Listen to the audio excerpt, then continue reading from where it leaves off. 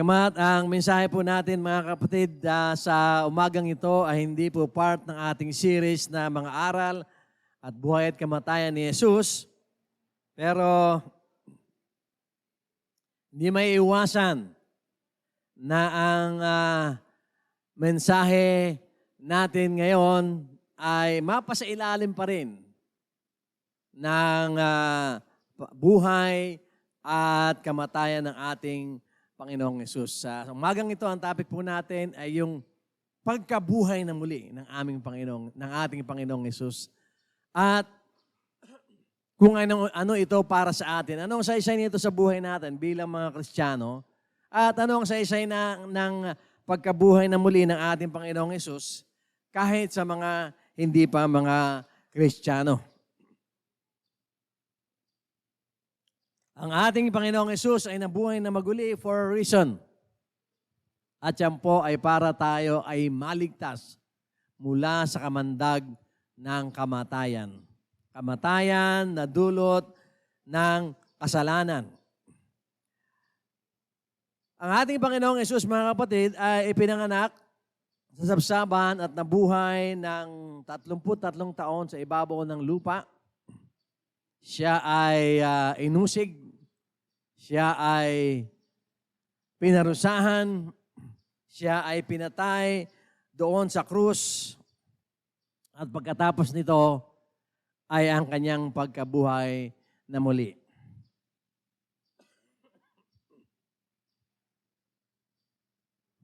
Tutunghayan po natin mga kapatid ngayon ang tatlong mahalagang tagumpay na dulot ng pagkabuhay na muli ng ating Panginoon.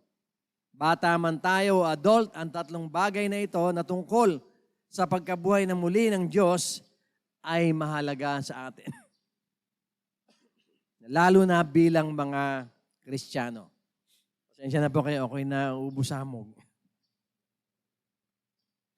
At kung titignan po natin mga kapatid, ay napakahalaga ng kamatayan ng ating Panginoong Hesus sapagkat ito po ay nagdulot ng maraming tagumpay para sa atin. At sa umagang ito ay titignan po natin ang tatlong tagumpay na nakamit ng ating Panginoong Hesus para sa atin, mga kapatid, nang siya po ay mamatay at siya po ay mabuhay na muli.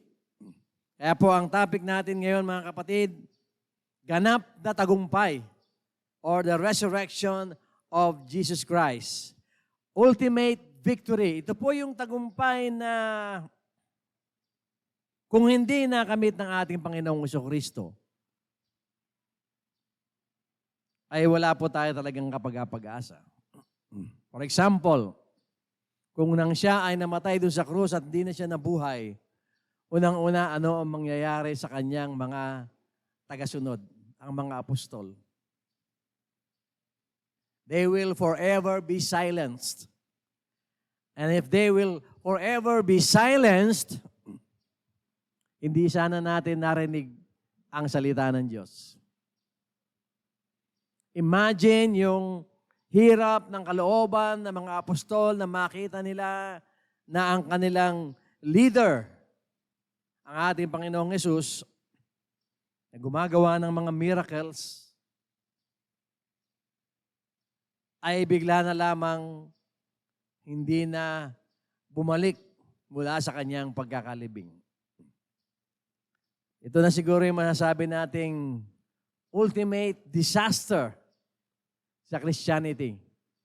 Isang malaking dagok sana ito sa mga mananampalataya at malaking dagok ito kahit sa mga hindi mananampalataya because whether you believe in Jesus as your Lord and Savior or not, He remains to be your Savior.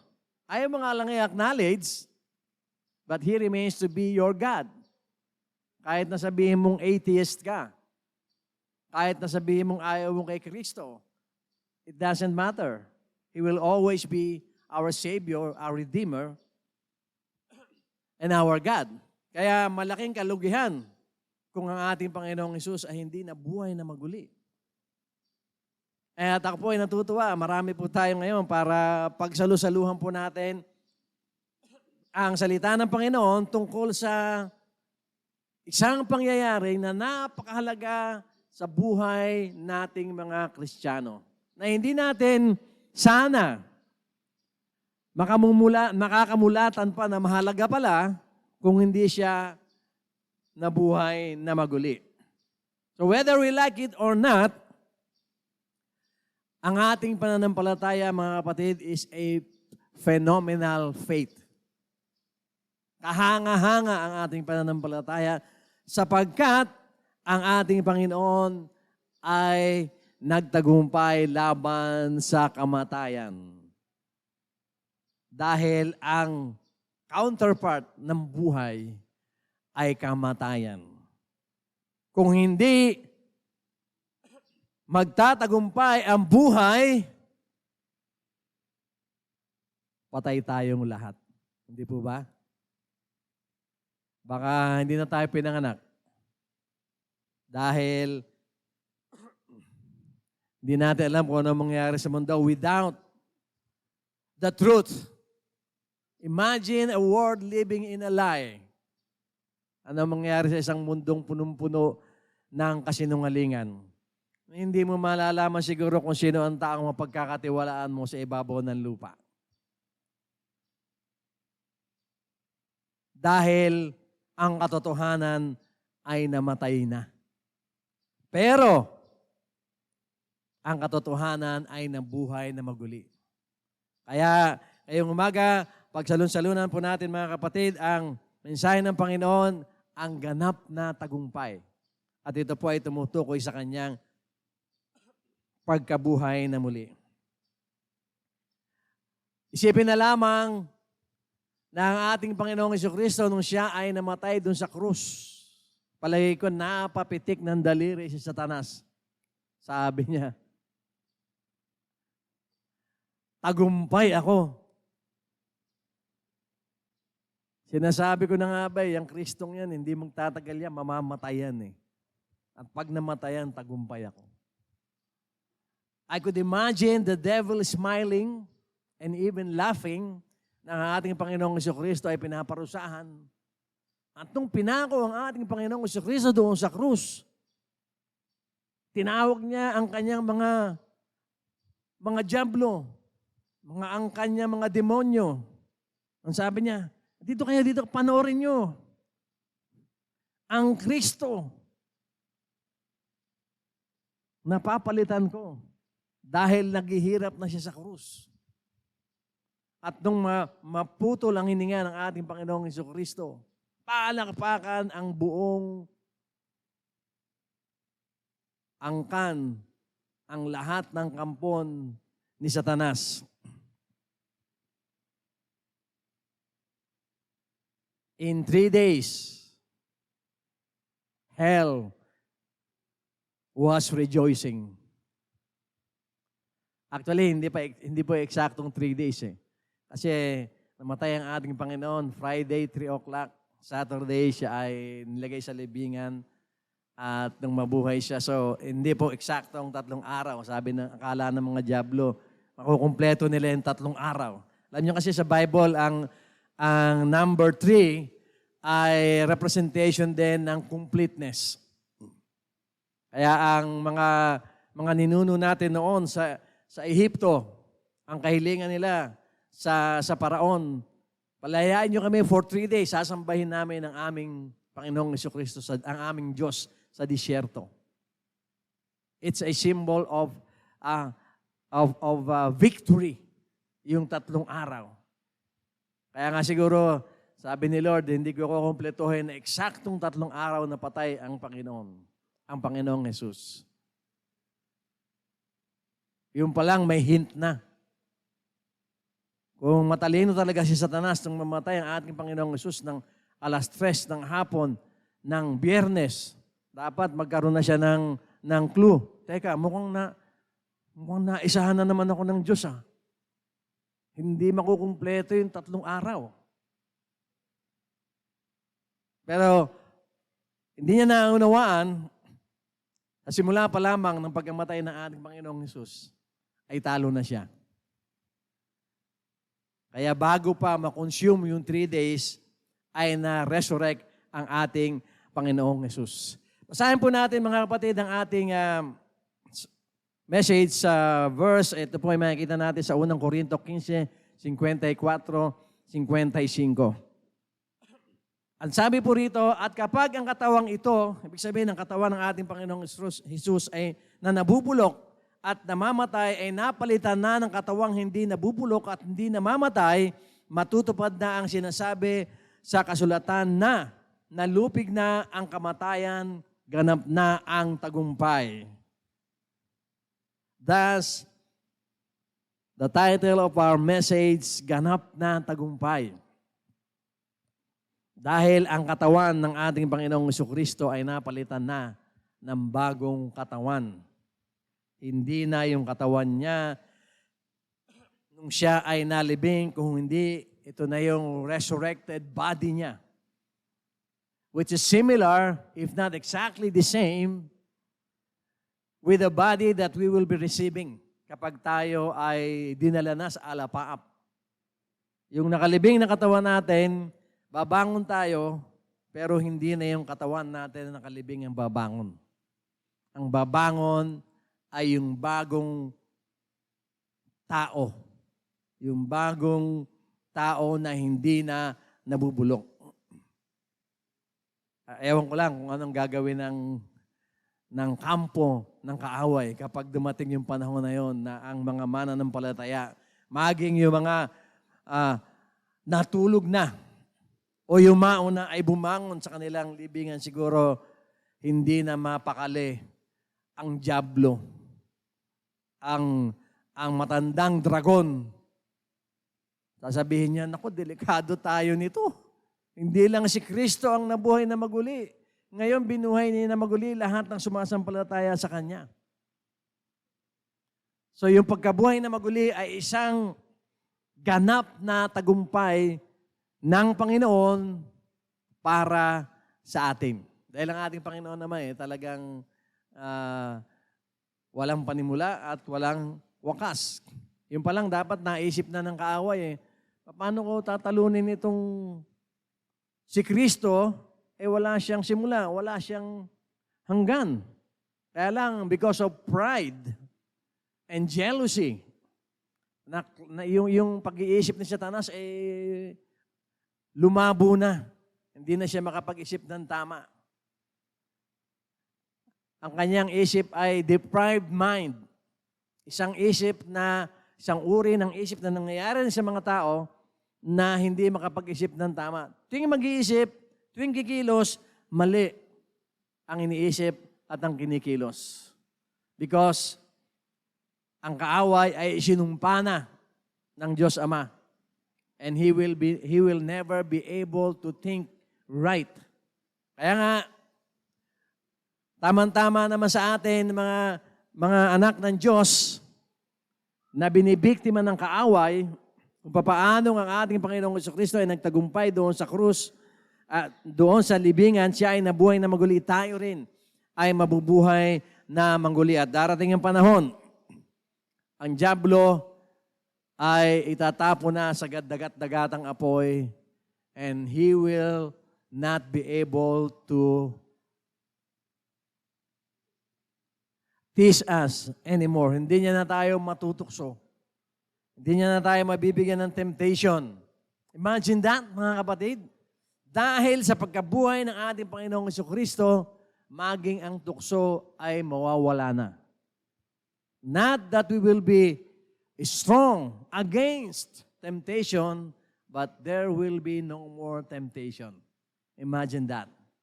At nangyari yon dahil nabuhay na maguli ang ating Panginoong Jesucristo. So ngayon po, tignan na po natin yung 3 tagumpay na naipanalo ng ating Panginoong Hesus sa pamamagitan ng kanyang pagkabuhay na maguli. Una, mga kapatid, importante na malaman natin na ang pagkabuhay na muli ng ating Panginoong Hesus, mga kapatid, ay tagumpay na nagpatunay sa mga sinasabi ng Panginoon tungkol sa kanyang sarili nung siya ay nabubuhay pa. Nangangaral po ang ating Panginoong Jesucristo. Nagtuturo siya maging sa mga templo. Binabasa niya ang kasulatan. Sinasabi niya, ang tinutukoy dito sa aklat ni Isaias ay ako.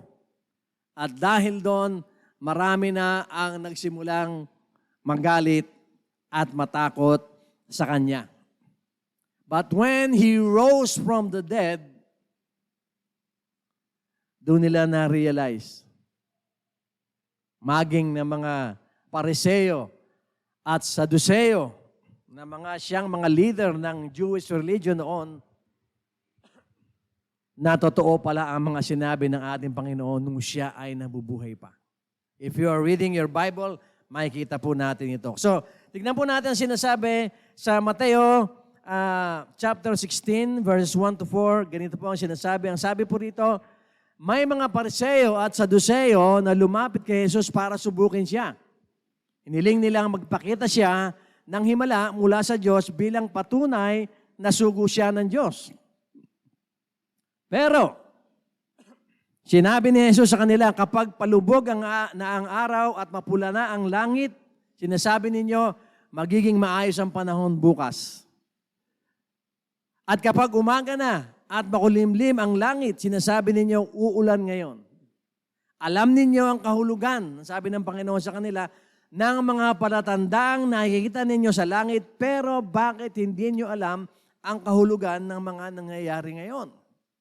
Sa pagpapatuloy, ang sabi niya ng ating Panginoong Jesucristo sa mga Saduseo at Pariseo, kayong henerasyon ng masasama at hindi tapat sa Diyos, humingi kayo ng himala pero walang ipapakita sa inyo maliban sa himalang katulad ng nangyari kay Jonas pagkatapos umalis si Jesus. Narito po ang isang situation ng ating Panginoon ay sinusubok ng mga Saduseo at Pariseo. Kung sinasabi mong ikaw ay tunay na Diyos, magpakita ka sa amin ng himala.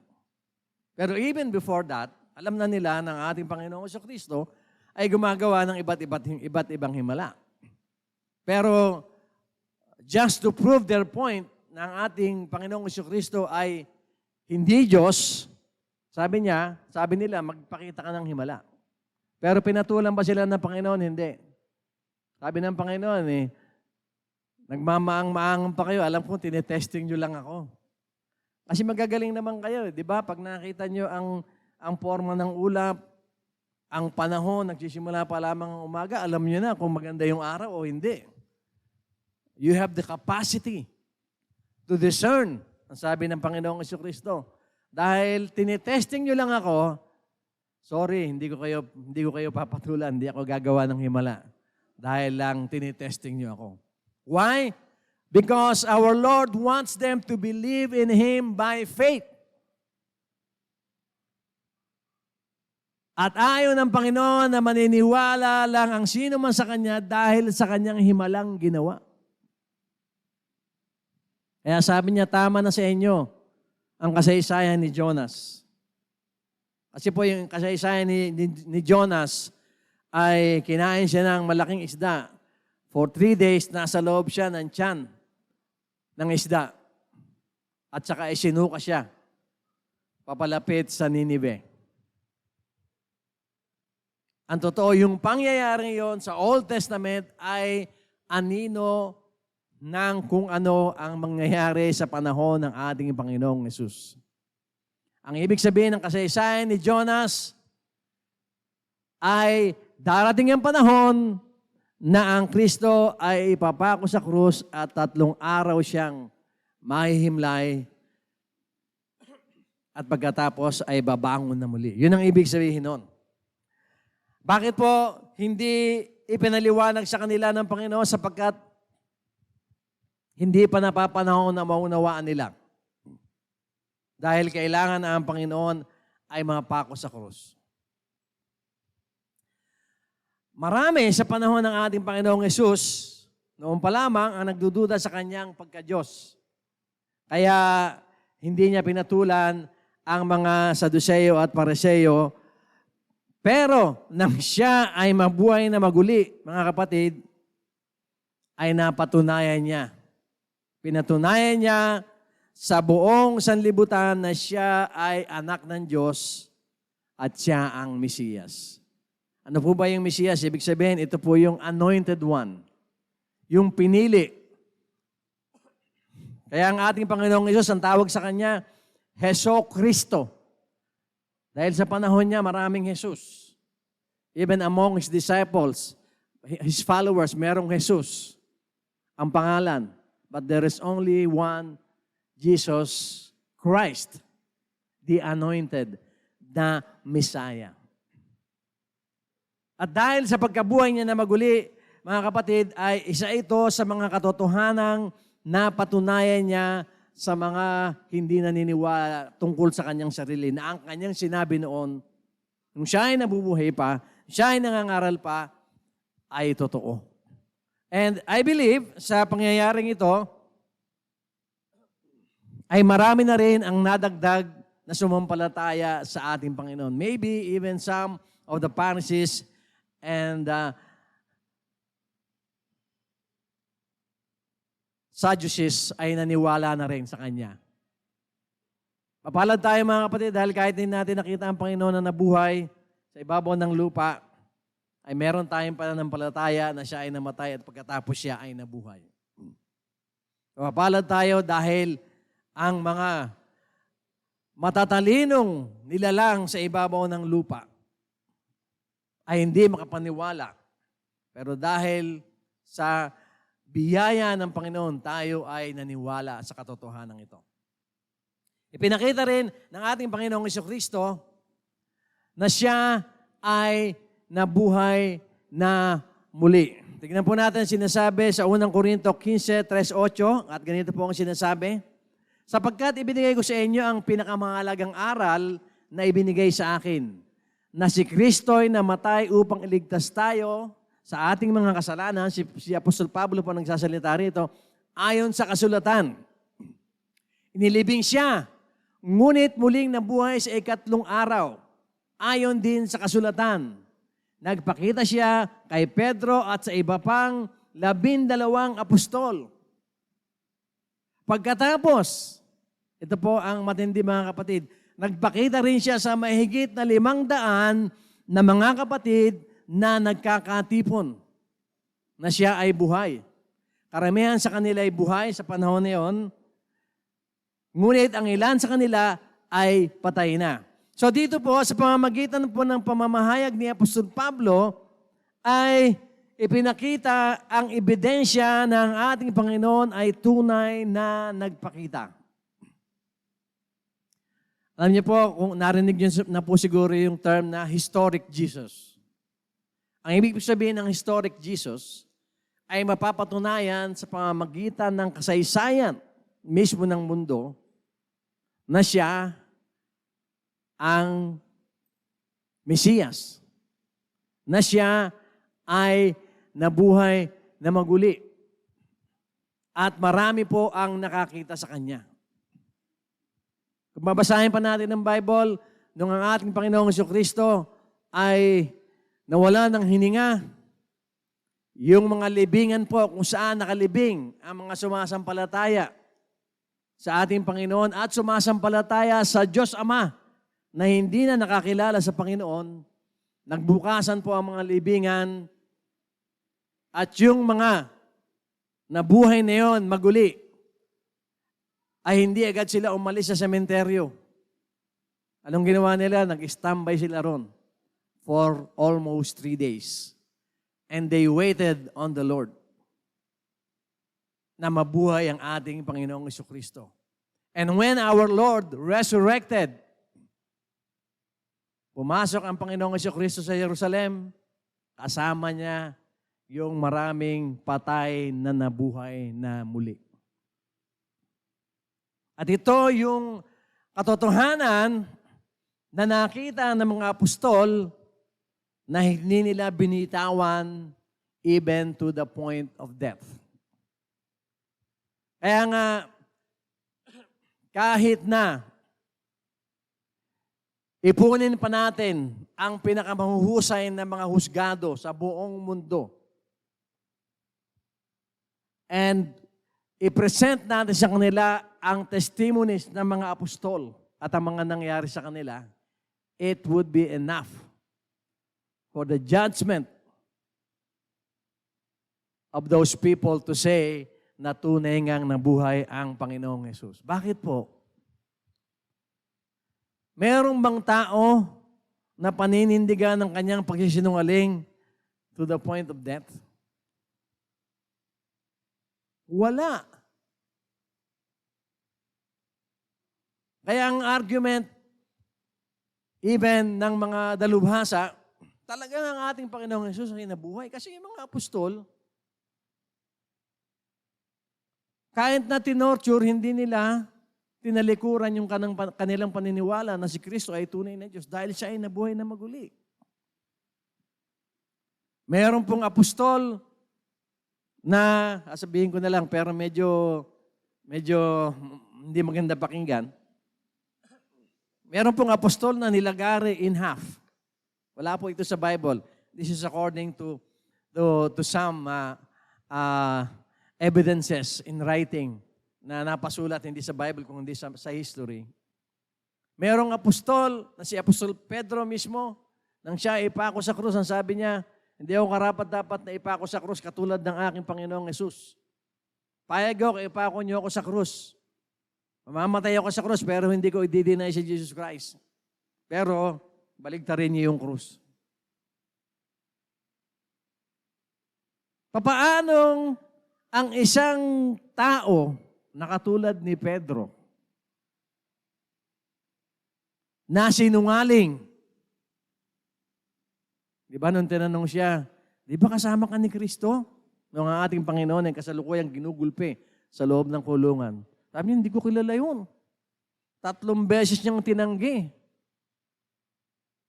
Magaling magsinungaling si Pedro. Pero bakit sa bandang huli, mas pinili niya ang ipako sa krus ng patiwarik kaysa sabihin niya uli na hindi totoong Diyos si Kristo? May nakita siya, mga kapatid. He witnessed something with his own eyes. At hindi siya papayag na i-deny yun. Patayin niyo na ako kung gusto niyo. But I will not deny na ang aking Panginoong Hesus ay nabuhay na maguli. Dito po sa binabasa natin, nasulat po ni Apostol Pablo. Sinulat niya ito matapos ng ating Panginoong Jesucristo ay nabuhay na maguli. During the time na ating Panginoong Hesus ay pinako sa krus, hindi niya nakita yon. Narinig niya lang yon, nabalitaan niya yon. Pero dahil na-encounter niya ang Panginoong Hesus at siya ay naniwala sa ating Panginoong Hesus, siya mismo ay nagkaroon ng conviction na ang ating Panginoong Jesucristo ay nabuhay talagang muli. Bagamat din niya nakita yon. Pero na-encounter niya ang ating Panginoong Jesucristo doon sa isang landas papunta sa Damascus. Nagpakita sa kanya, nagsalita sa kanya ang ating Panginoong Hesus in a form of light. And that was enough for him. Hanggang sa kamatayan, hindi rin tinanggi ni Apostol Pablo na ang ating Panginoong Jesucristo ay nabuhay na maguli.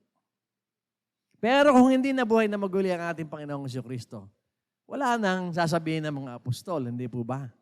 Tapos na ang kasaysayan.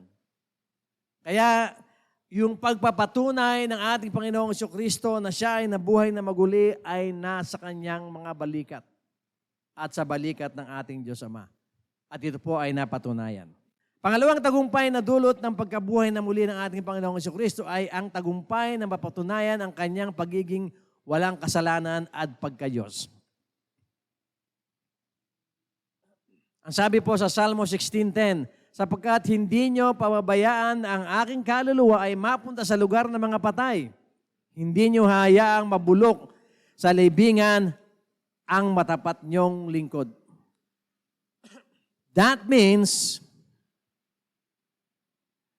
wala talaga siyang kasalanan and he doesn't deserve to be taken into Hades. And his body doesn't deserve to be corrupted in the grave. Bakit? Wala naman siya talagang kasalanan eh. Sa mga kasama po natin nung Friday, nanood po tayo ng pelikula na ang title ay Risen. Meron pong scene doon na dumating yung isang tao na si Clavius, na isang tribune na Roman soldier. Tinanong niya yung centurion, yung pinaka-leader na namamahala sa pagpapako ng ating Panginoong Jesucristo. At ang sabi niya, ano ang nangyari, centurion? Yung centurion nakatulala. Sabi niya, hoy, ano ang nangyari? Sabi niya, ibang nangyayari. Sabi niya, there is darkness in the air. Sabi niya, hindi ko maintindihan eh. Pero sabi niya, itong isang ito, wala itong kasalanan. Naramdaman niya yung kawalan ng kasalanan ng Panginoon. Ito ay pelikula lamang, dramatized. How would you feel kung ikaw ay isa sa mga Hudyo noon na nakita mo ang ating Panginoong Jesucristo sa kalalagayan niya sa krus, and then somehow, dahil sa kapangyarihan ng kalinisan ng ating Panginoong Jesus, I suppose mararamdaman mo na kahit ikaw yung nagsasabi nung una na, ipako sa krus, hindi ipako sa krus. Mararamdaman mo na merong mali. Mali, hindi ito tama yung sinasabi niya, na Diyos siya. Pero sumisigaw ako na ipako siya sa krus. Let alone the Roman soldiers na siya talagang nagpako sa kanya sa krus. Somehow, meron silang nararamdaman kasi may kapangyarihan eh. Ng kabanalan na nararamdaman. And so sabi ng centurion, hindi guilty itong tao na ito. And of course, nung siya ay mabuhay, nagpatunay yon na ang ating Panginoong Jesucristo ay hindi makasalanang tao. Anong ibig sabihin? Yung lahat ng inaakusa sa kanya, na siya ay namumusong, nagkukunwaring Diyos, samantalang siya ay tao lamang, na ang kanyang miracles na ginawa ay lahat ay fake lamang. Di po ba? Na yung pagkabuhay niya muli, even yung pagkabuhay niya na muli, ay fake lamang, pero hindi nila mapatunayan dahil sa rami ng witnesses na patunayan ng ating Panginoong Jesucristo when He resurrected from the dead that He is sinless. Ano po ba ang halaga nung malaman natin bilang mga Kristiyano, bagamat alam na natin na ang ating Panginoon ay wala talagang kasalanan, sapagkat ito po ay nagpapatunay na ang ating Diyos ay banal sa lahat. Sabi nung kanta natin kanina, worthy is the Lamb. Di po ba? Ano po ba ibig sabihin ng worthy is the Lamb? Not only is He worthy to be worshipped, but He is worthy to redeem us from our sin. Parang lamang yan mga kapatid, may dumi rito, ang alangan man kumuha ka ng basahan na mas mura mo pa dito sa pupunasan mo. Halimbawa, may langis na marumi dyan. Kukuha ng basahan na maglilinis doon sa langis. Alangan namang may langis dito, kumuha ka ng basahan na puno ng langis at ipupunas mo doon sa maruming langis. Ano mangyayari? Pag pinunas mo yung basahan, hindi lilinis. Yung pinupunasan mo, lalong durumi. Pero ang ating Panginoong Jesucristo, kaya siya natawag na worthy, ay sapagkat sapat ang kanyang kabanalan para tubusin ang kasalanan ng lahat ng tao simula kay Eva at kay Adan hanggang sa kanyang pagbabalik. We should admire that. Kasi yung kabanalan ng ating Panginoong Jesucristo is so pure that no amount of filth or dirt na hindi niya kayang linisin. There are people around us na hindi sila naniniwala sa kanilang haka-haka na dahil sa dami ng kasalanan ginawa nila ay maliligtas pa sila. Pero, nakita natin sa kasaysayan nito na dahil sa kabanalan ng ating Panginoong Jesucristo, dahil sa kanyang kalinisan, walang dumi ng kasalanan, batik ng kasalanan, o mantsa ng kasalanan na hindi niya kayang linisin mula sa atin. That's why He is the Lamb who is worthy. So the next time we sing that song, "Worthy is the Lamb," remember the holiness of our Lord Jesus Christ. At dahil sa kanyang kabanalan, maski ang kamatayan ay hindi nagtagumpay sa kanya. Because He is holy.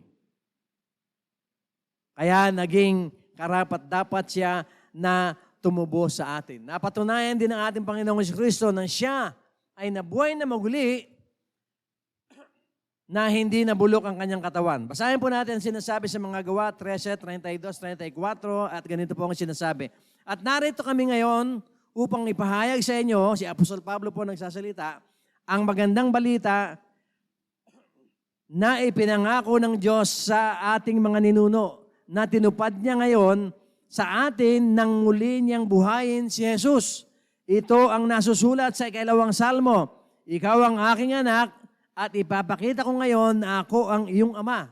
Ipinangako na noon pa ng Diyos, Ama, na bubuhayin niya si Jesus at ang kanyang katawan ay hindi mabubulok dahil sinabi niya, ang mga ipinangako kay David ay tutuparin ko sa inyo.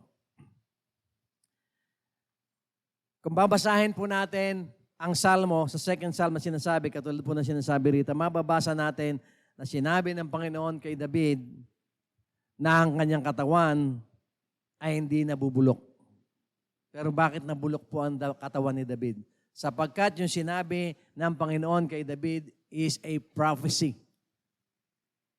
about our Lord Jesus Christ. Ito yung mga pahayag ng Panginoon na itinatago niya between the lines.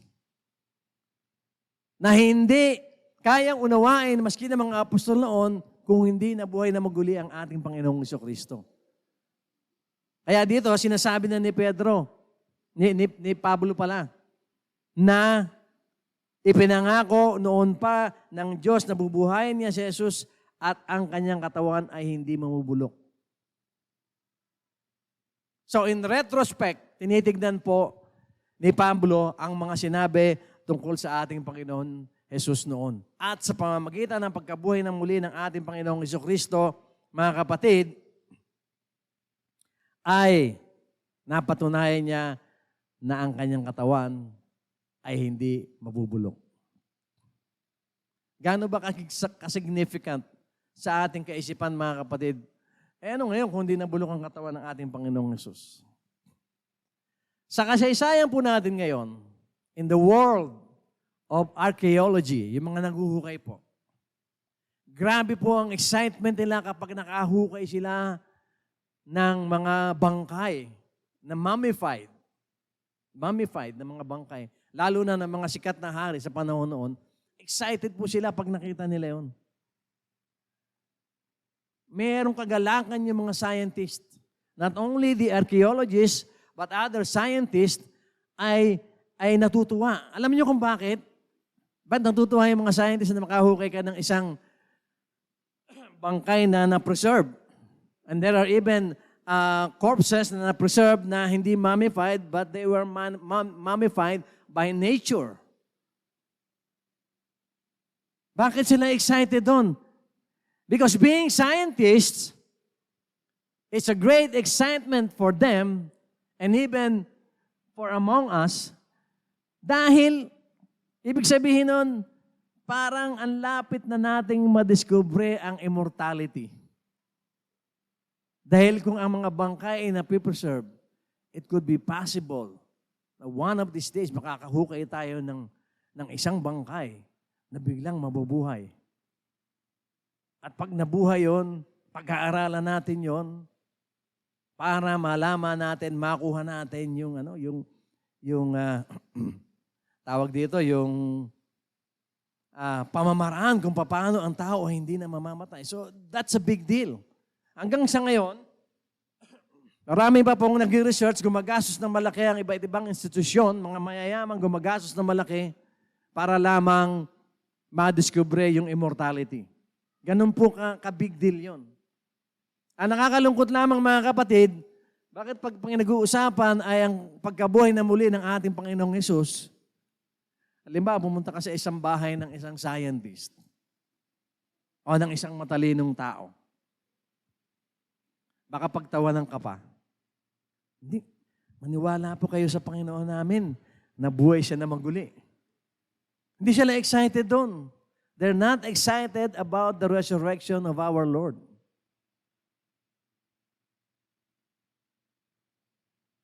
Pero kung titignan po natin, grabe ang kahulugan ng pagkabuhay na maguli ng Panginoon. Amen po ba? At grabe ang blessing sa ating lahat dahil tayo ay naniniwala without a doubt na ang ating Panginoong Hesus ay nabuhay na muli. Tignan mo yung sarili mo sa salamin. Tignan mo yung katabing mo ngayon. Naniniwala siya na nabuhay na muli ang ating Panginoong Jesucristo. Something that the best of the best in this world could not believe. Kahit na napatunayan na mismo ng ating Panginoon, kahit na maging yung mga sundalo, di umano, na nagbantay sa Kanya, ay naniwala na, ay hindi pa rin sila naniniwala. Somehow, the spirit of Pontius Pilate is in the spirit of many of the living souls in this world. They could not believe. Pero tayo, napaniwala na. At alam natin sa puso natin na ang ating Panginoong Hesus ay nabuhay na muli. Pangatlong tagumpay. Pangatlong tagumpay, mga kapatid, ng pagkabuhay na muli ng ating Panginoong Jesucristo ay yung mapatunayan niya na ang mga hula sa lumang tipan tungkol sa Kanya ay totoo.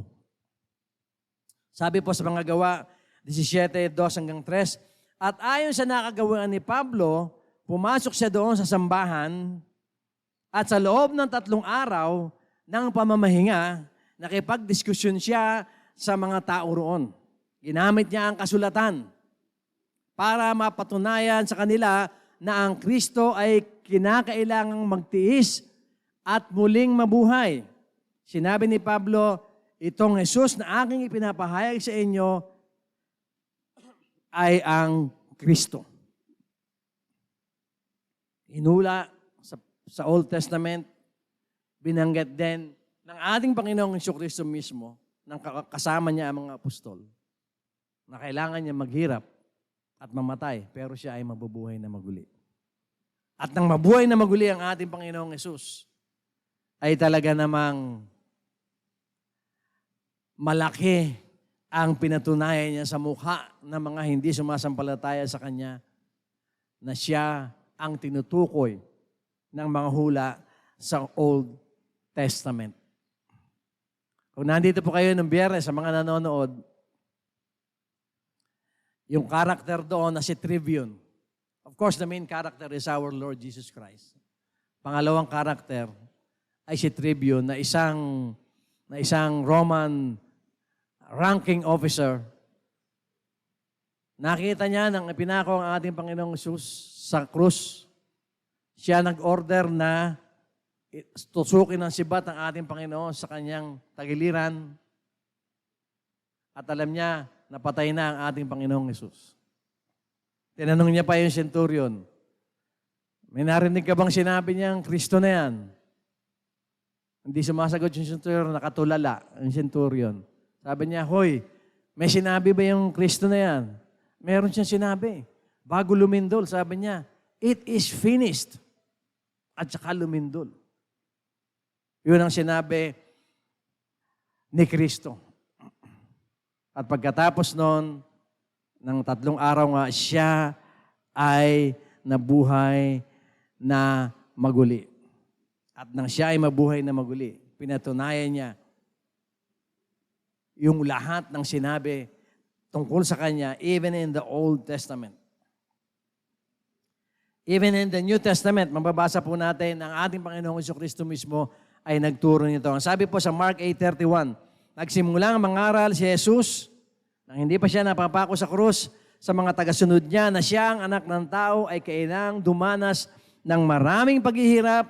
Itatakwil siya ng mga pinuno ng mga Hudyo, which happened, ng mga namamahalang pari at mga tagapagturo ng kautusan. Ipapapatay nila siya, pero sa ikatlong araw ay muling mabubuhay.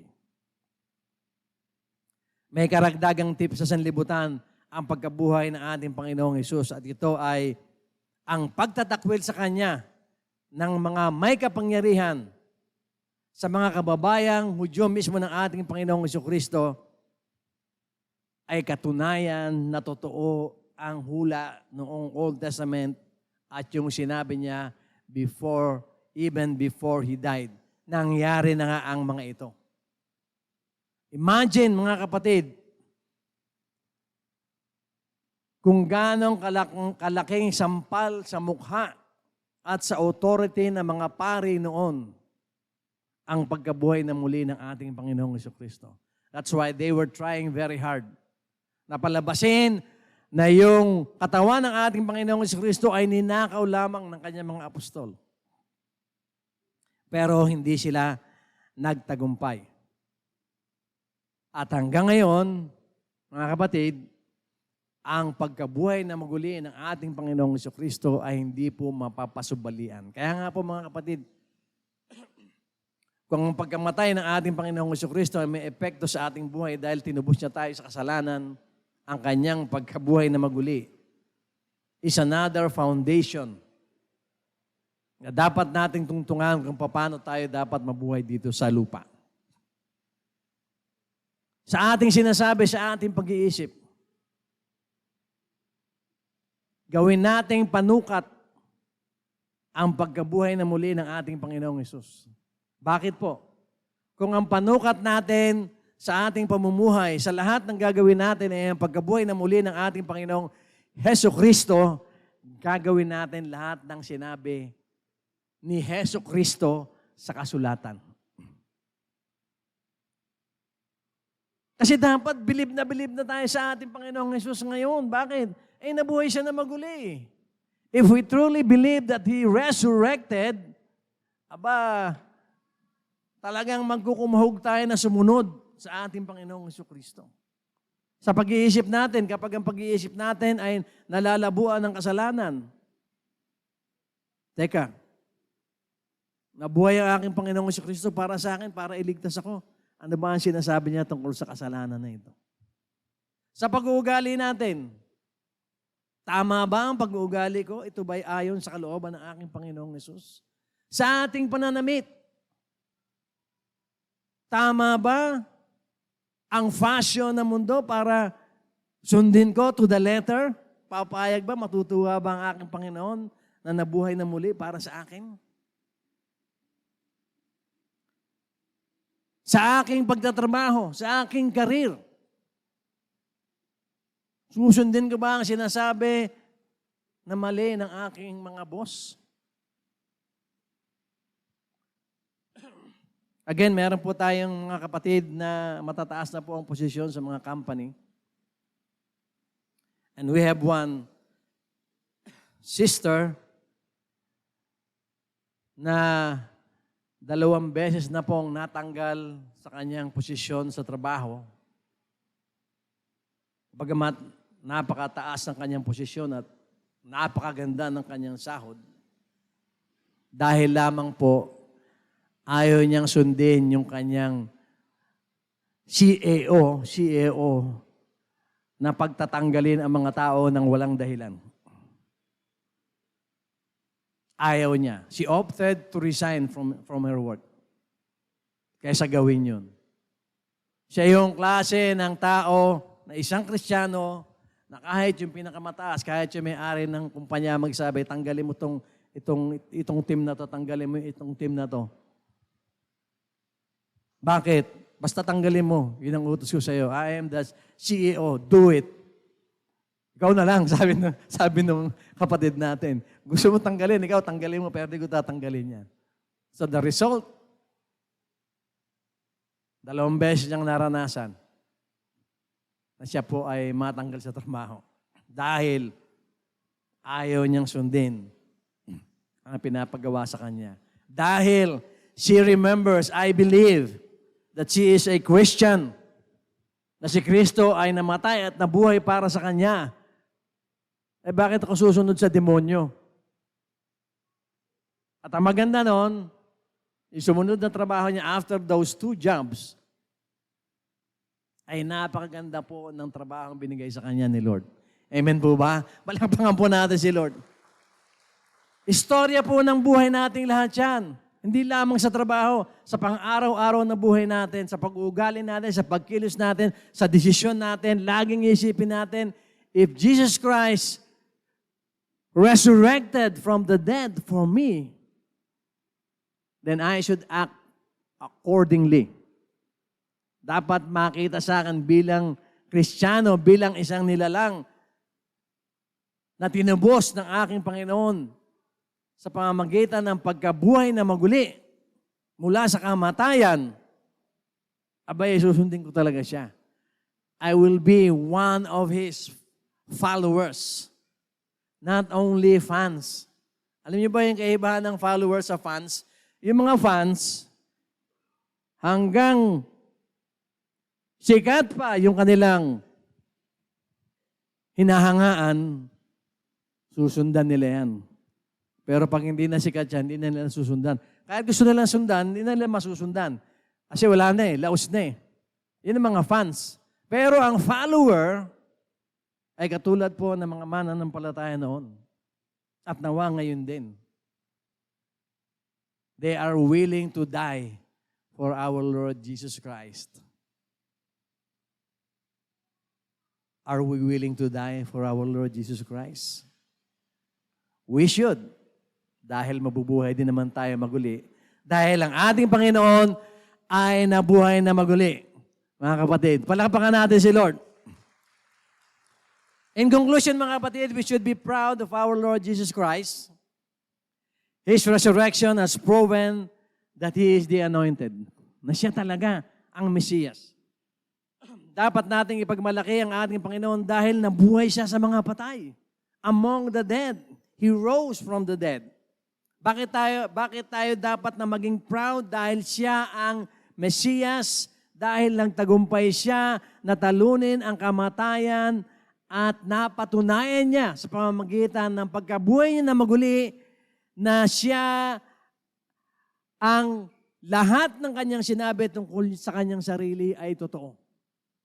When He got resurrected, na napatutuhanan niya na siya ay walang kasalanan, na siya ay malinis, na siya talaga ang tagapagligtas.